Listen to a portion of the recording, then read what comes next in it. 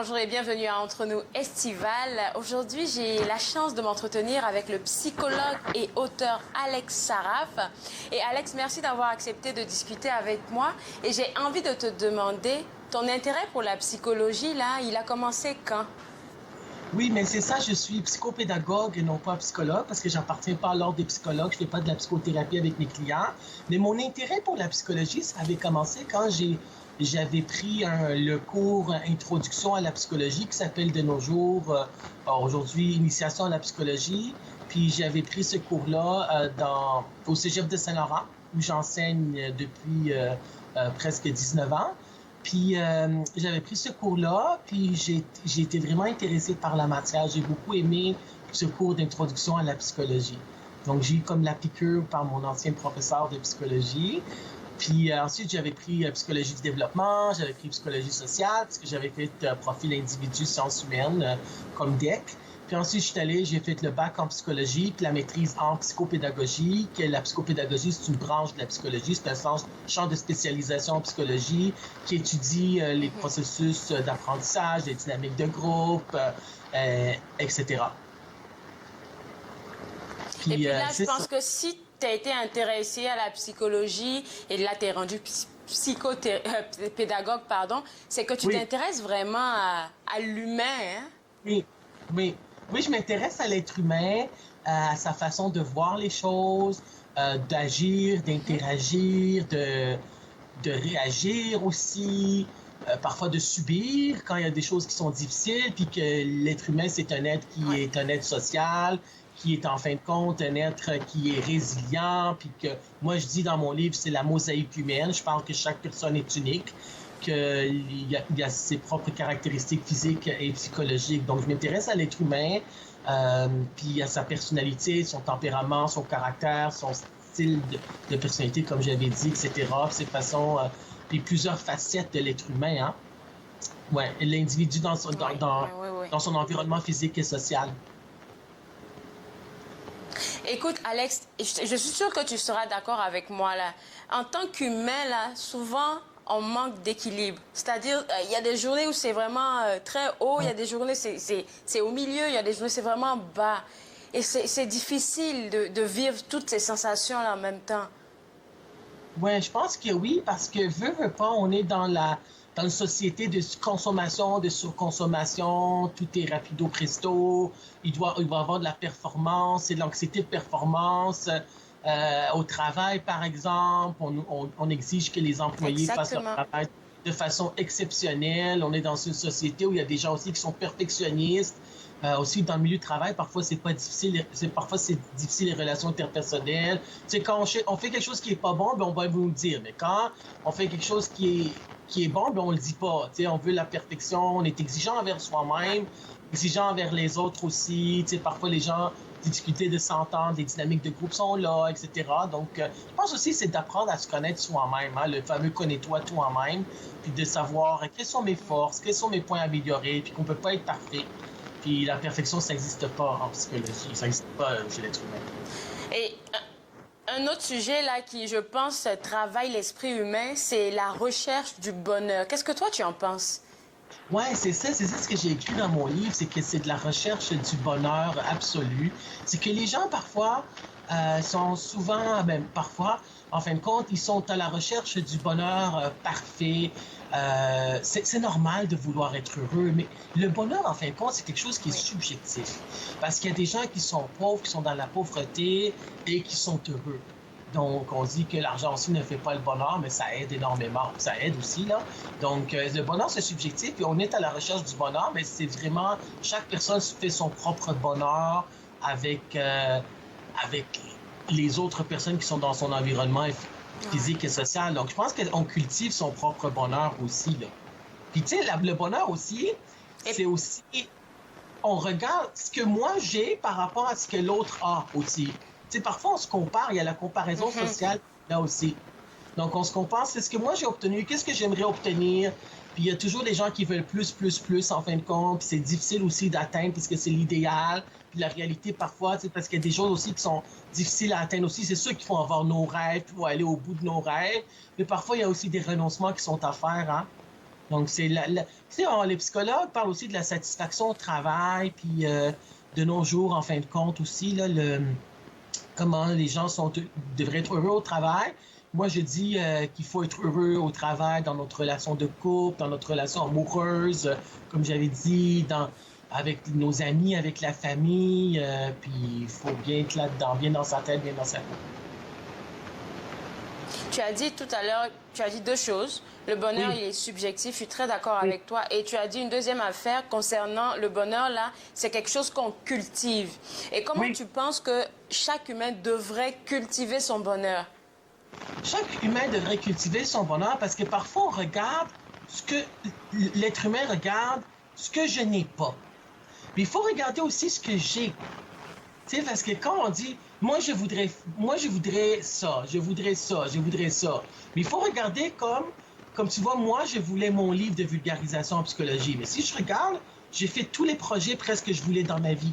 Tu sais, j'enseigne, j'ai écrit un livre, j'ai été, j'ai un site web conçu en collaboration avec un psychologue. Donc moi, c'était aussi dans ces projets-là, j'étais toujours, qu'est-ce que je veux de plus, qu'est-ce que je veux de plus. Mais pour être heureux aussi, il faut regarder qu'est-ce que j'ai aussi. J'ai un bel appartement, j'ai ma santé, Oui. tu comprends ce que je veux dire? On regarde toujours, qu'est-ce que l'autre a, qu'est-ce que j'aimerais plus avoir. Il faut regarder tes acquis, qu'est-ce que tu as aujourd'hui. Et c'est ça qu'est-ce qui est important aussi pour avoir le bonheur. Puis de regarder aussi, même si on a vécu des événements douloureux, embarrassants ou traumatisants, qu'on les a survécus, parce qu'on dit toujours, quand on se compare, on se console. Donc, il faut toujours se dire, il y a toujours des gens pires que nous, Mhm. hein. Bon, parce qu'on regarde, on dit, quand on se Oui. compare, on se désole, mais aussi, quand on se compare, on se console. Parce qu'il y a toujours des gens qui ont moins que nous. Tu sais, quand il y a des gens qui sont dans la pauvreté, qui ont des problèmes de santé physique, mentale, etc. Donc, c'est important de le savoir aussi. Tu sais, puis on est dans une société de surconsommation, avec les nouvelles technologies de l'information, de la communication, qu'est-ce que je peux obtenir de plus, ainsi de suite.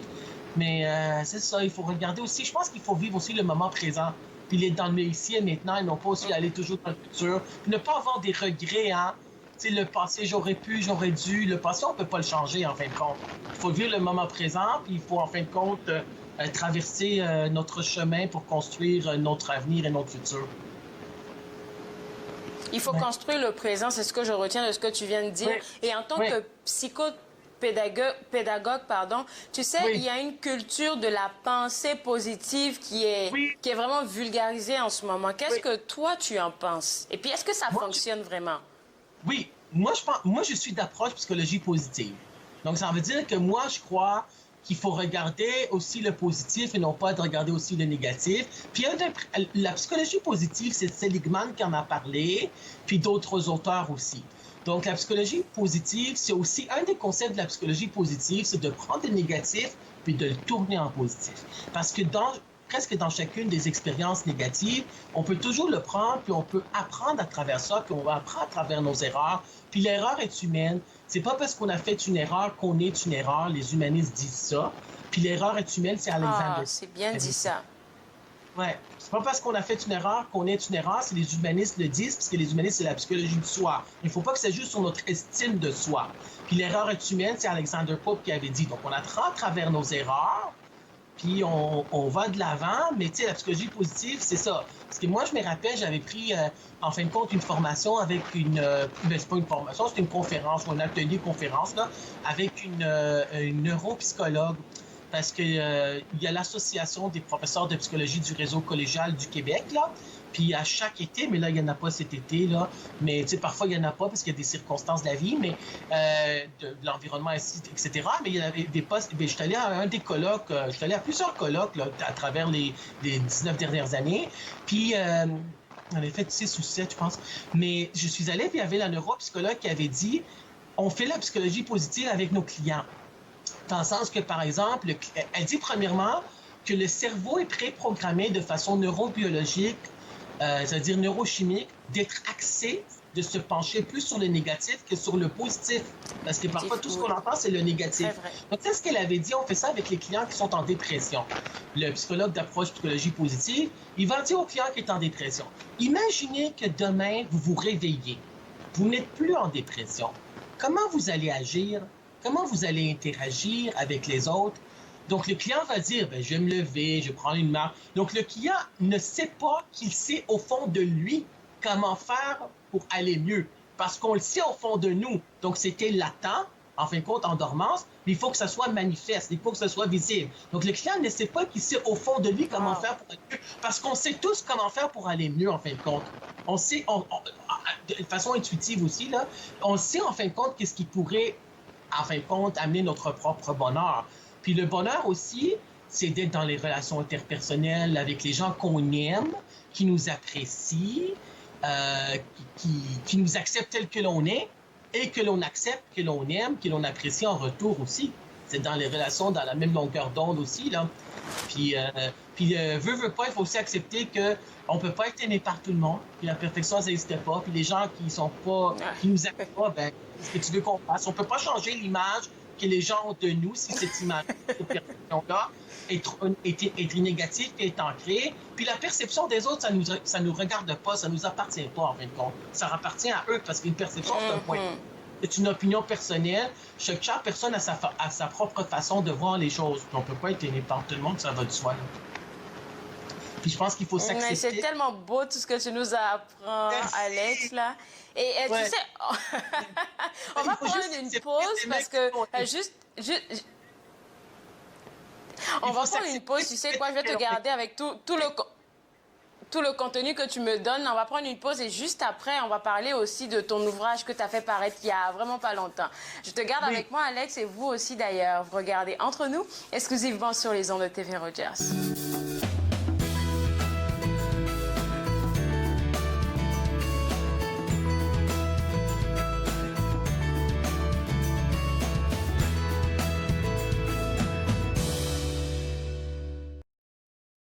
Le 4 août, une explosion meurtrière à Beyrouth a brisé la vie de centaines de milliers de personnes. Ces gens ont besoin d'une aide urgente. Votre don à la coalition humanitaire servira à fournir de la nourriture, de l'eau, des abris temporaires et des soins médicaux. Donnez maintenant en composant le 1-855-461-2154 ou sur le site coalitionhumanitaire.ca. Votre don sera doublé par le gouvernement canadien. La coalition humanitaire. Ensemble, nous sauvons plus de vies.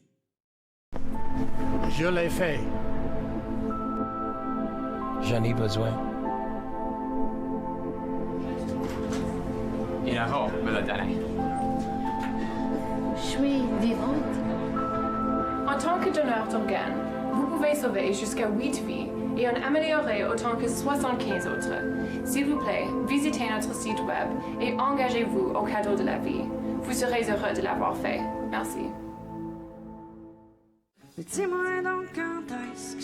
À l'émission Court-Circuit, on rencontre l'artiste René Ray, qui nous livre des chansons authentiques et inspirantes. Soyez au rendez-vous.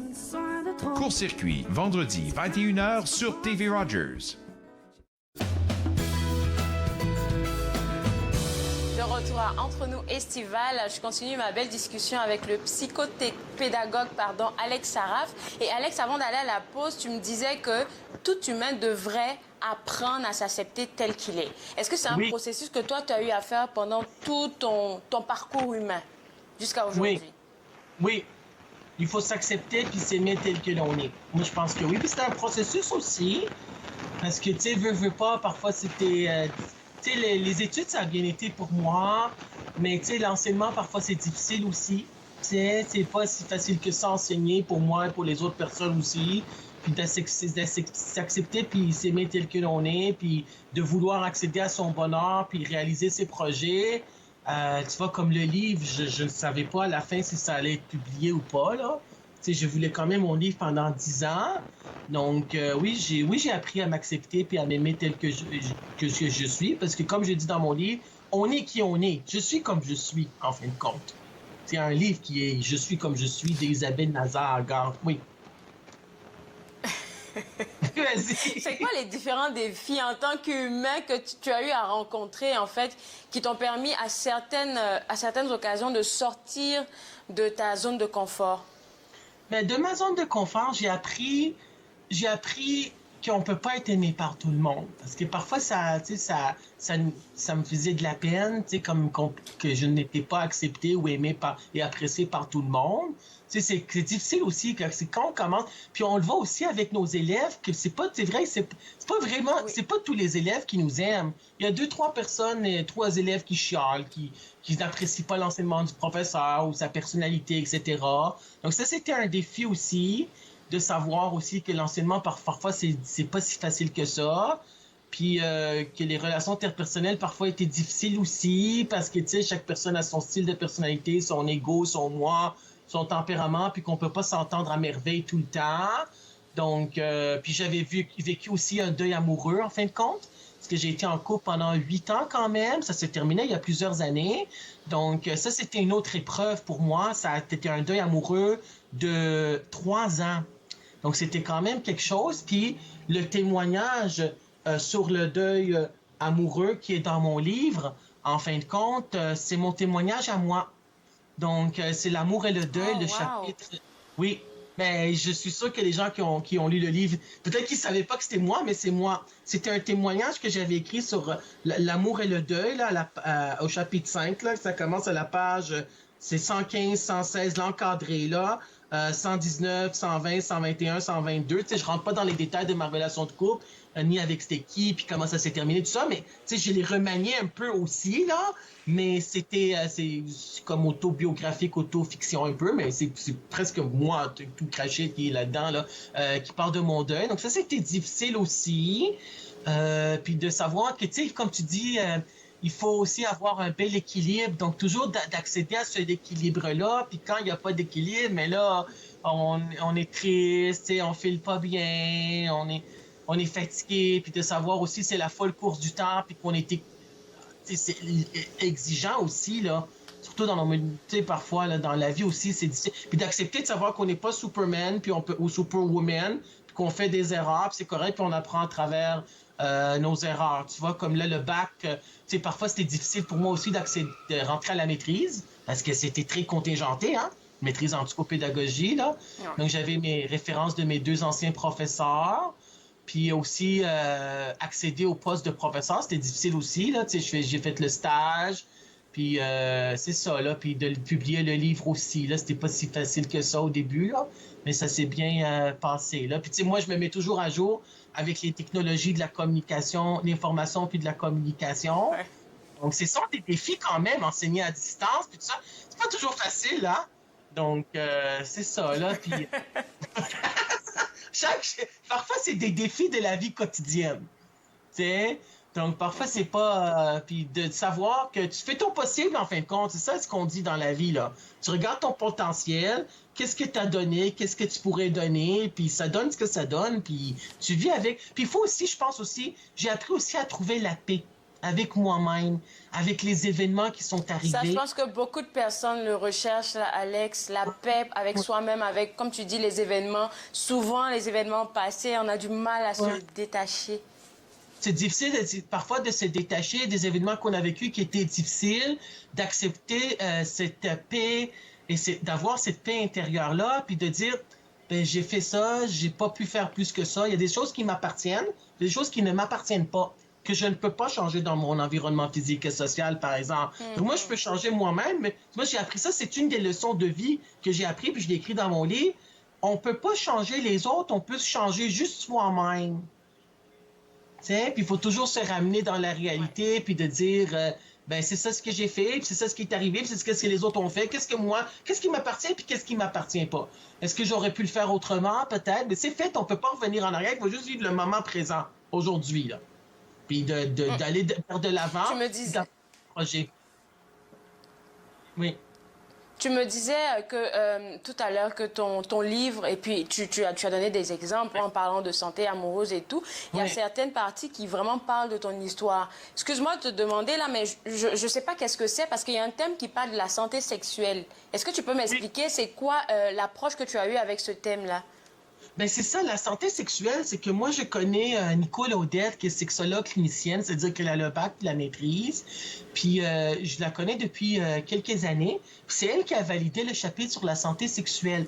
Donc la santé sexuelle aussi, c'est un équilibre au niveau des sensations, où les sensations sont agréables au niveau physique, mais aussi où il n'y a pas de dépendance sexuelle, de compulsion sexuelle, où il n'y a pas de dysfonction. Ce qu'il ne faut pas avoir quand il y a une santé sexuelle, ce sont des dysfonctions sexuelles telles que le trouble érectile, le trouble de l'orgasme, l'éjaculation précoce, etc. Puis je parle beaucoup des adolescents aussi. Je donne les exemples d'anorgasmie chez la fille, puis d'éjaculation précoce chez le gars. Donc, il ne faut pas avoir de dépendance sexuelle, la compulsion sexuelle, des dysfonctions sexuelles. Puis en fin de compte, il faut que le corps soit en harmonie, en fin de compte.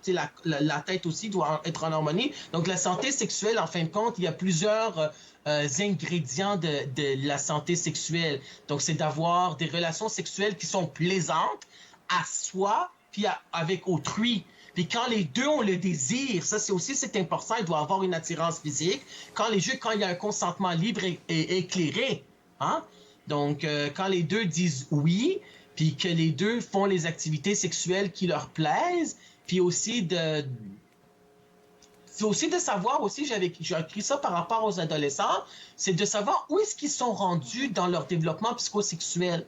Tu sais, on parle de la sexualité précoce avant l'âge de 15 ans, mais aussi d'être rendu... Là, je suis rendu à ça, je veux expérimenter ça, d'être bien dans sa tête, bien dans son corps aussi, surtout, pour la santé sexuelle, puis d'apprendre à se connaître aussi par rapport à ces zones érogènes, qu'est-ce qui me donne plaisir, puis d'apprendre à connaître le corps. Puis moi, la santé sexuelle, moi, j'avais pris la formation avec Dr. Yves Psalti, qui a un doctorat en sciences biomédicales. J'ai pris les 60 heures de thérapie sexuelle avec lui, là, la formation. Il donne la formation de 60 heures, puis Yvon Dallaire, qui est psychologue clinicien dans la ville de Québec, formateur, conférencier, auteur. Lui, il a écrit la préface de mon livre, puis il a donné les 60 heures sur la psychologie des thérapies de couple positives, là.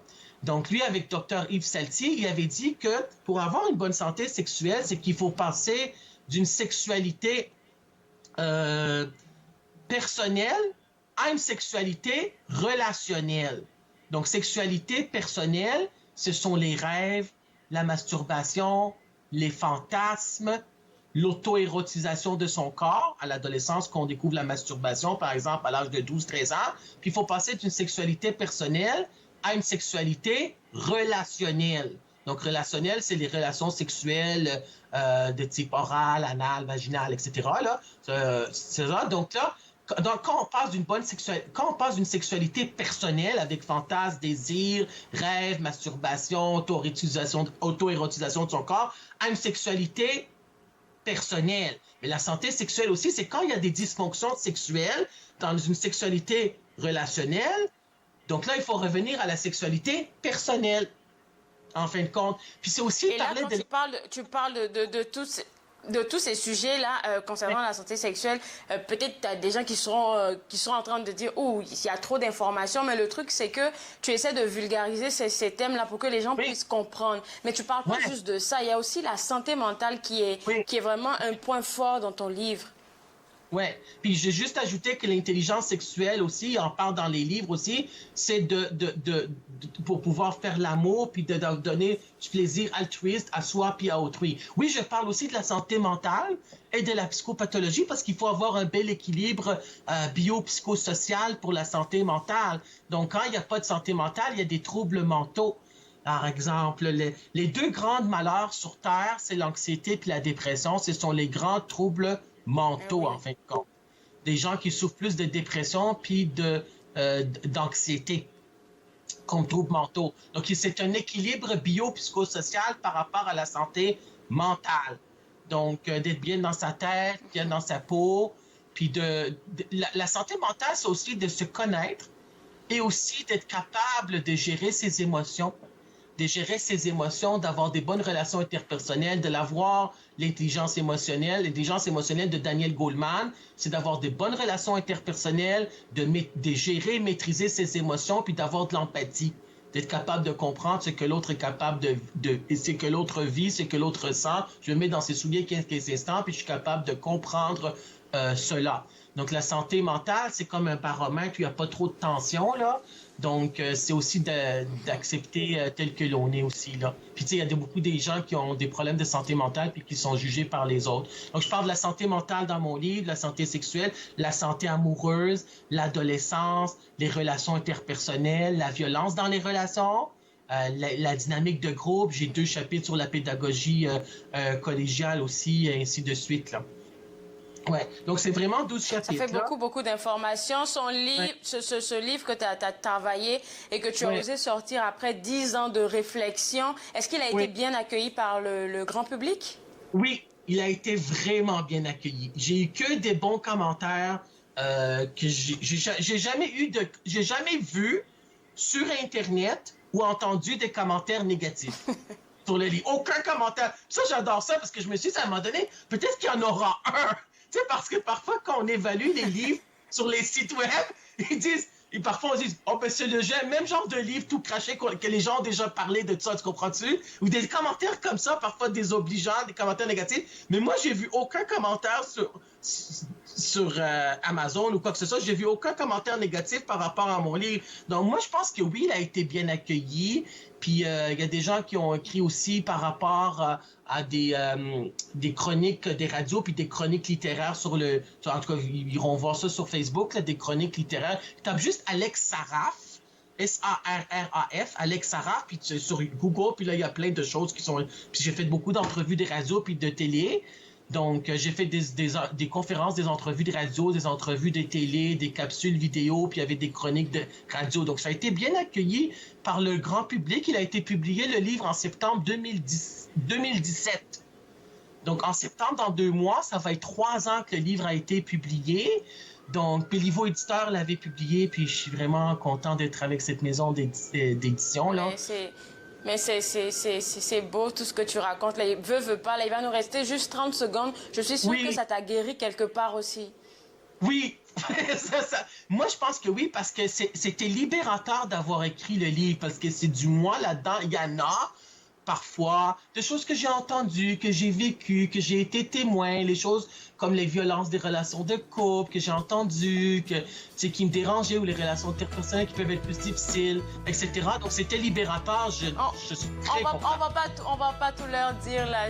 On va pas tout leur dire. On va les inviter à aller prendre le livre. Alex, merci beaucoup pour toutes les informations utiles que tu as partagées avec nous et je te souhaite un très bel été. Merci, un bon été à toi aussi. Alors, comme vous avez pu l'entendre, il est disponible et très accessible sur sa page Facebook. Fait que si vous y pensez, vous pouvez le contacter ou même pour avoir accès à son livre « La psychologie pour apprécier l'humain ». Vous avez jusqu'à aller au www.belivoediteur.com. Moi, on se voit une prochaine fois. Au revoir.